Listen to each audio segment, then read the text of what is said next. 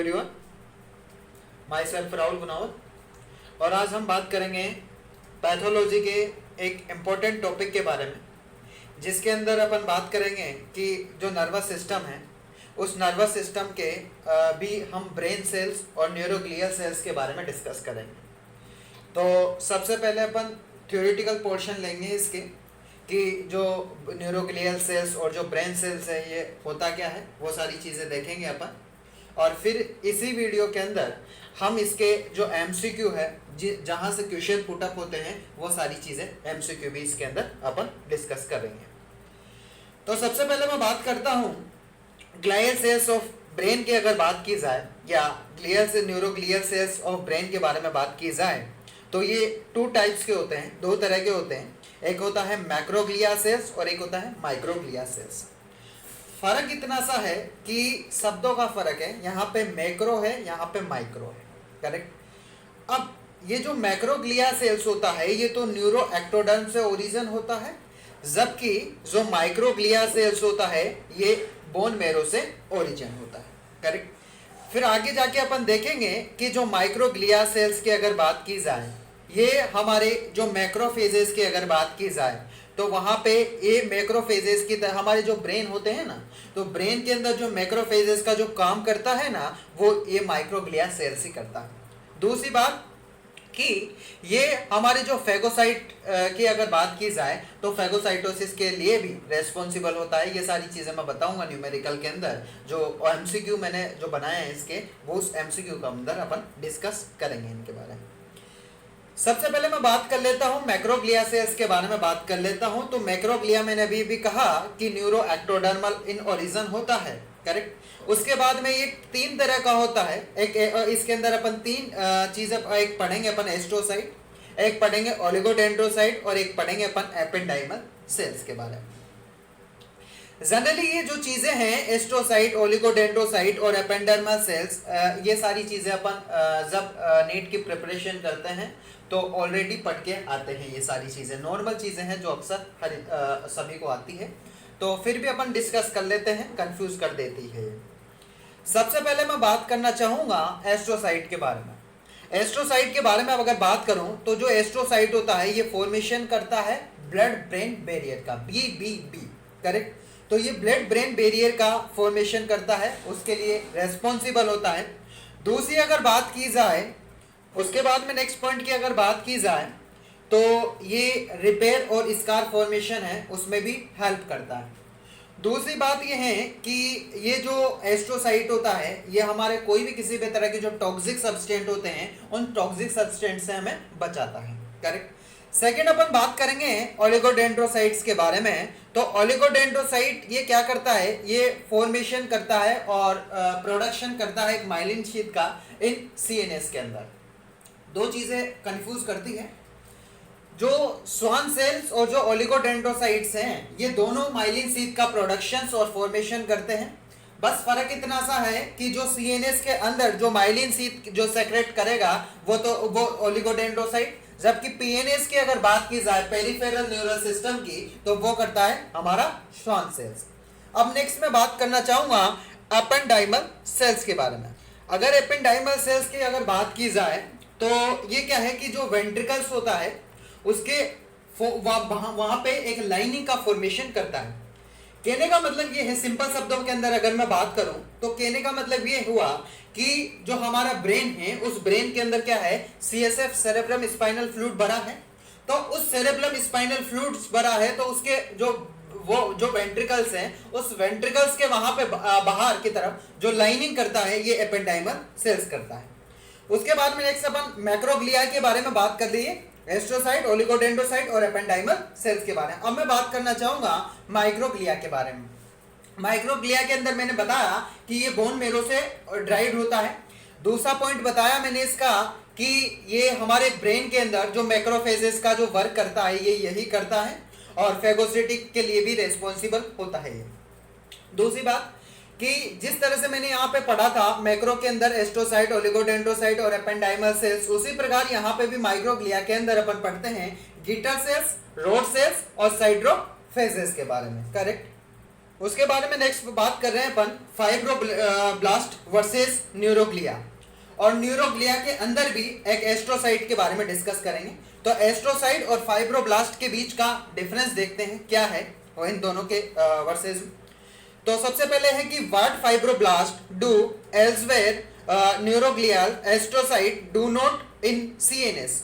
मतलब कहने का मतलब ये है कि जो फाइब्रोब्लास्ट की अगर बात की जाए, अगर फाइब्रोब्लास्ट की अगर बात की जाए तो जो फाइब्रोब्लास्ट हमारे ब्रेन के बाहर जो काम करता है वही सेम वर्क जो एस्ट्रोसाइट है ये हमारे ब्रेन के अंदर जो काम करता है वही हमारे फाइब्रोब्लास्ट भी ब्रेन के बाहर की तरफ करता है। कैसे, ध्यान से देखिएगा। और उसके बाद में अगर मैं बात करूं कि जैसे फाइब्रोब्लास्ट की अगर बात की जाए तो फाइब्रोब्लास्ट मैंने कहा कि ये आउटसाइड सीएनएस ब्रेन के बाहर की तरफ काम करता है, और जो न्यूरोग्लियल के जो एस्ट्रोसाइट्स है, साइट्स का मतलब होता है सेल्स, तो जो एस्ट्रोसाइट है ये हमारे ब्रेन के अंदर जो वर्क करता है वही सेम वर्क करता है फाइब्रोब्लास्ट ब्रेन से के बाहर की तरफ, करेक्ट। और ये जो फाइब्रोब्लास्ट किसके इन्वॉल्वमेंट होता है, वाउंड सीलिंग के अंदर, जब और जो न्यूरोग्लिया सेल्स है ये रिपेयर एंड स्कार फॉर्मेशन में इन्वॉल्वमेंट होता है हमारे ब्रेन के अंदर। और उसके बाद में नेक्स्ट में एक पॉइंट बताना भूल गया माइक्रोग्लिया के अंदर, वो बता देता हूं।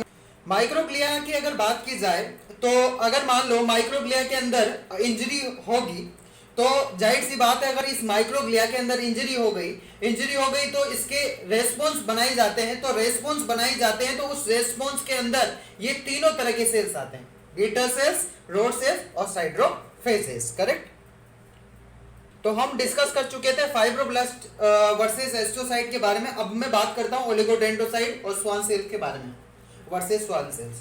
मैंने कहा था कि ओलिगोडेंड्रोसाइट और स्वान सेल दोनों ही प्रोडक्शन और मेंटेन करते हैं माइलिन शीट, करेक्ट। बस फर्क इतना सा है कि जो ओलिगोडेंड्रोसाइट है ये सीएनएस के अराउंड करता है और जो स्वान सेल्स है ये पेरिफेरल न्यूरल सिस्टम के अंदर करता है, करेक्ट। तो सीएनएस के भीतर कौन करता है, ओलिगोडेंड्रोसाइट माइलिन शीट का प्रोडक्शन और मेंटेन करने का काम ये करता है। और हमारी जो पीएनएस पेरिफेरल न्यूरल सिस्टम के अंदर जो माइलिन शीट का जो मेंटेनेंस और जो प्रोडक्शन करता है वो करता है स्वान सेल्स। अब आ जाते हैं इसके एमसीक्यू पे। सबसे पहला एमसीक्यू है कि what are the gitter cells. Gitter cells है क्या, तो अपन को पता था कि न्यूरोग्लियल सेल्स दो तरह के होते हैं, एक माइक्रो और एक मैक्रो। तो अपन को पता है कि जो गीटर सेल्स है, गीटर सेल अपन ने पढ़ा था कि जो माइक्रोग्लिया के अंदर अगर इंजरी होगी तो उसको रेस्पॉन्स बनाए रखने के लिए उसके अंदर जो इंक्लूड होते हैं गीटर सेल्स और कोई रोड सेल्स और साइड्रोफेजेस, वो सारे इंक्लूड होते हैं। तो इसका आंसर आएगा माइक्रोग्लिया। तो यहाँ पे ऑप्शन में माइक्रोग्लिया तो है नहीं, पहला ऑप्शन है एस्ट्रोसाइट, दूसरा है मैक्रोग्लिया, तीसरा है ओलिगोडेंड्रोसाइट और एक है ऑप्शन है फोर्थ मान लो ओलिगोडेंड्रोसाइट मैक्रोफेजेस इन सीएनएस। तो मैक्रोग्लिया के अंदर एस्ट्रोसाइट और ओलिगोडेंड्रोसाइट ये तो मैक्रो के अंदर आएगा, तो ये तीनों तो हो ही नहीं सकते, बचा क्या ये वाला। और मैंने कहा था कि जो माइक्रोग्लिया होता है ये हमारे ब्रेन की अगर बात की जाए तो ब्रेन के अंदर वर्क करता है एक मैक्रोफेजेस का वर्क करता है, करेक्ट। तो इसका आंसर जाएगा थर्ड, मॉडिफाई मैक्रोफेजेस इन सीएनएस। सेकंड क्वेश्चन है न्यूरोग्लिया रेस्पॉन्सिबल फॉर फेगोसाइटिक। तो फेगोसाइटिक के अंदर भी मैंने कहा था कि माइक्रोग्लिया ही रेस्पॉन्सिबल होता है, करेक्ट। उसके बाद में नेक्स्ट क्वेश्चन है कि macrophages in the brain is. तो मैक्रोफेजेस जो ब्रेन के अंदर जो मैक्रोफेजेस होता है दो तरह के थे, माइक्रो और मैक्रो। तो मैक्रो तो हो ही नहीं सकता, तो ये तीनों तो मैक्रो के अंदर आते हैं, बचा क्या माइक्रो, तो माइक्रो आंसर जाएगा इसका भी। नेक्स्ट क्वेश्चन है कि the function of oligodendrocyte. Oligodendrocyte का क्या फंक्शन है, तो मैंने कहा था कि ओलिगोडेंड्रोसाइट और जो एक और स्वान सेल्स है ये दोनों ही क्या करते हैं कि एक माइलिन शीट है उस माइलिन शीट का प्रोडक्शन करते हैं और मेंटेन करते हैं।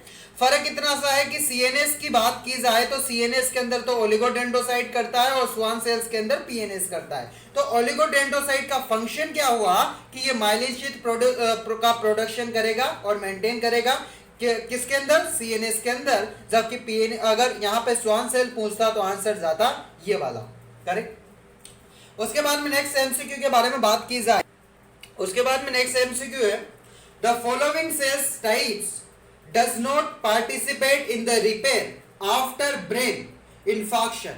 करेक्ट। ये बोल रहा है कि इनमें से ऐसा कौन सा सेल्स का टाइप है जो हमारे ब्रेन के अंदर एक रिपेयरिंग के अंदर ये नहीं आता, यूज में नहीं आता। तो अपन ने कहा था कि फाइब्रोब्लास्ट हैं वो ब्रेन के अंदर रिपेयर का काम नहीं करता, वो ब्रेन के बाहर वाले जो पार्ट्स है उसके अंदर करता है, जबकि एस्ट्रोसाइट था ये अंदर की तरफ काम करता है। तो एस्ट्रोसाइट अगर ये बोलता इनसाइड यहाँ पे, तो इनसाइड तो एस्ट्रोसाइट जाता, बट ये बोल रहा है कि अंदर की तरफ काम नहीं करता, अंदर की तरफ फाइब्रोब्लास्ट ही नहीं करता, जबकि माइक्रोग्लिया और जो एस्ट्रोसाइट और एंडोथेलियम ये तीनों के तीनों सेल्स है, ये ब्रेन के अंदर की तरफ रिपेयर का काम करते हैं, बट फाइब्रोब्लास्ट बाहर की तरफ काम करता है। और मैंने कहा था कि जो फाइब्रोब्लास्ट होता है ये हमारे वाउंड सीलिंग के अंदर इंक्लूड्स होता है। नेक्स्ट एमसीक्यू बात करते हैं। नेक्स्ट एमसीक्यू है कि damage if the nervous tissue is repaired bye. तो मैंने कहा था कि जो नर्वस टिश्यू है ये रिपेयर डैमेज हो जाता है, तो ये अपन ने कहा था कि कौन करता है, ये न्यूरोग्लिया। क्योंकि अगर इंजरी की अगर बात की जाती, रिपेयरिंग का काम रिपेयर बोल रहा है, तो रिपेयरिंग के अंदर तो न्यूरोग्लिया सेल्स आएगा। करेक्ट। बट अगर ये बोलता इंजरी तो वहां पे आता आंसर माइक्रोग्लिया सेल्स। तो इस वीडियो के अंदर अपन ने देखा कि जो नर्वस सिस्टम है, और इस नर्वस सिस्टम के अंदर भी जो ब्रेन सेल्स और न्यूरोग्लिया सेल्स के बारे में बात की है, और ये देखा कि दो तरह के होते हैं, मैक्रो और माइक्रो, और किसके अंदर क्या क्या इंक्लूड होता है, वह सारी चीजें देखी। स्वान सेल्स और ओलिगोडेंड्रोसाइट का डिफरेंस देखा, और फाइब्रोब्लास्ट और एस्ट्रोसाइट का बीच का डिफरेंस अपन ने देखा, और एमसीक्यू पुटअप किए, इनसे जो एमसीक्यू बनते हैं वो सारी चीजें इस वीडियो के अंदर अपन ने देख ली। आशा करता हूं कि वीडियो आपको पसंद आया हुआ होगा। ऐसा हुआ है तो please like share and subscribe my medicos studio YouTube channel. So इसके नोट्स है मैंने अपने टेलीग्राम चैनल पे अपलोड कर दिए हैं, वहां से आप देख सकते हो। और जो मेरा टेलीग्राम चैनल है ये मेडिकोज स्टूडियो के नाम से है, जो आप सर्च कर सकते हो और वहां आप ऐड हो सकते हो। तो वहां पे जितने भी मैं वीडियो के जो लिंक डालता हूं, जो वीडियो बनाता हूं, तो वो सारे के सारे जो लिंक हैं वो आपको वहां पे मिल जाएगा। और उसके बाद में और जो नोट्स है वो सारे के सारे नोट्स भी वहां पे प्रोवाइड करवा देता हूं मैं हर टॉपिक के। और आशा करता हूं कि आप इस चैनल को ज़्यादा से ज़्यादा शेयर करने की और सब्सक्राइब करने की कोशिश करें। और एनाटॉमी, बायोकेमिस्ट्री और जो फिजियोलॉजी की अगर बात की जाए एमबीबीएस फर्स्ट ईयर के, तो एमबीबीएस फर्स्ट ईयर के मैक्सिमम टॉपिक जो फिजियोलॉजी, बायोकेमिस्ट्री और जो एनाटॉमी है, इनके मैक्सिमम जो इम्पोर्टेंट जो टॉपिक थे, जो एसेंट थे, वो सारे मैंने उन सभी के वीडियो बना दिए हैं। और धीरे धीरे करके जो रिमेनिंग टॉपिक बचे हैं वो भी मैं वीडियो कवर कर दूंगा, और लास्ट तक अपना सारा कवर हो जाएगा। तो ये मानो कि एमबीबीएस फर्स्ट ईयर के मैंने लगभग 216 के लगभग वीडियो तो अपलोड कर चुका हूं मैं। और रिमेनिंग जो बचे कुछ टॉपिक है जो इम्पोर्टेंट है, जैसा आपको जिस टॉपिक में आपको दिक्कत होती है तो उस टॉपिक भी आप मेरे को डायरेक्ट डीएम कर सकते हो। तो मैं उस टॉपिक का वीडियो बना दूंगा और नोट्स भी बना दूंगा। और जैसे जैसे मेरे को लगेगा कि इस टॉपिक में स्टूडेंट को दिक्कत होती है तो वो टॉपिक मैं कवर करता चलूँगा। तो मान लो कि एमबीबीएस फर्स्ट ईयर के तो मैक्सिमम जो टॉपिक है वो मैंने कवर कर दी है, मतलब एमबीबीएस फर्स्ट ईयर तो लगभग हद खत्म ही हो गई। अब अपन बात करेंगे एमबीबीएस सेकेंड ईयर के। एमबीबीएस सेकेंड ईयर के अपन पैथोलॉजी, फार्माकोलॉजी और माइक्रोबायोलॉजी इन सभी के वीडियो बनाएंगे, और इनके साथ में नोट्स भी बनाएंगे, और वो सारी की सारी चीजें आपको मेरे टेलीग्राम चैनल पे टाइम टू टाइम अवेलेबल होती रहेगी। Thank you.